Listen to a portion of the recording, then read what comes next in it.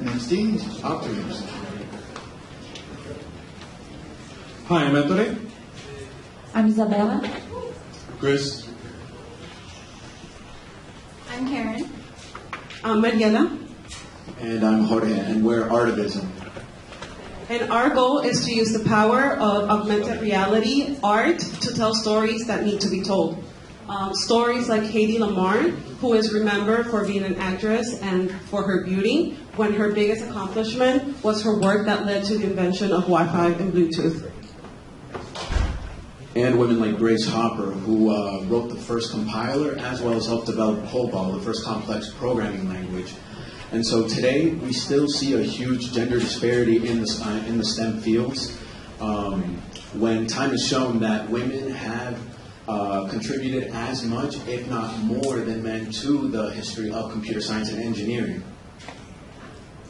There again, we account for less than 30% in the STEM field. Because of this disparity, it's very difficult to be a woman in STEM. It can be a very isolating experience where you feel like you don't belong. So our goal was to make Building 13 somewhat of a virtual gallery to help shine a light on the stories of women like these. And with our project, these women and their story live in the magic verse and the hallway of Building 13.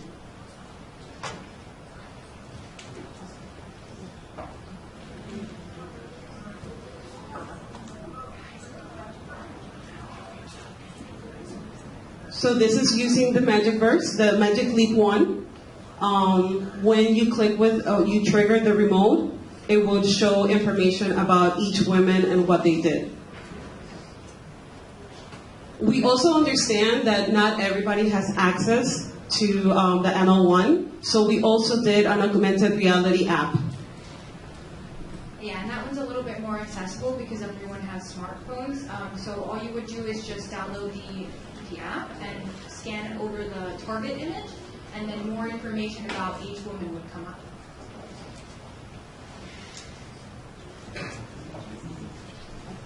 For the Magic Verse, we use tools like Unity, the Magic Leap SDK, the ML1, which is the goggles. And then I use a lot of Unity as well as Android Studio and the Euphoria library for the mobile version. And for developing the assets, we use Blender and Photoshop. And with this, I wanted to close with a quote of Mary Easley that said, "Nothing was given to minorities or women. It took some fighting to get that equal opportunity. We are still fighting today. So let's celebrate these women and inspire the next generations."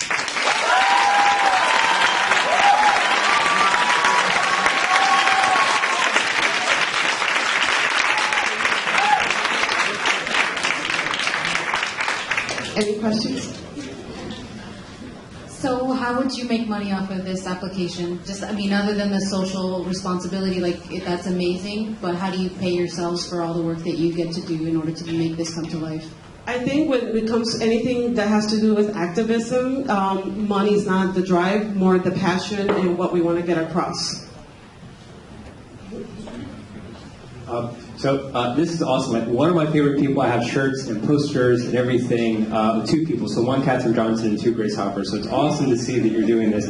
I think to your point with activism, usually, from our experience in the past doing activism projects, it usually comes from some sort of philanthropy group or third party that's willing to essentially kind of fund it at a loss, but to kind of get more exposure. And then third, I think the work that you're doing is really important. I've generally found that reality is kind of revealed to people through their experiences, and sometimes it's not that people are meaningfully ignorant, it's just that they haven't been exposed to it. So I think that you're doing is really important. Thank you. Thank you.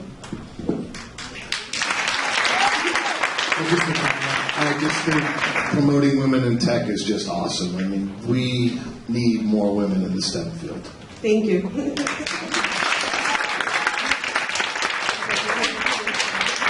What was your biggest challenge with doing all this? Because I think it was very ambitious to do both the goggles and the AR app. Is there any unification between the code, or are there like two separate code bases? They're two separate. Karen she worked on the mobile version.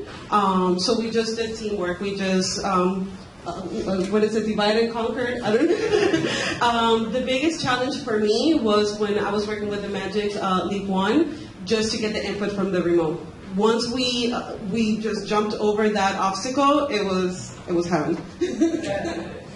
I'll admit that it was a little bit difficult for me working with just getting the planes to appear in front of the image when it was scanned. I still don't know how I fixed it, but it worked.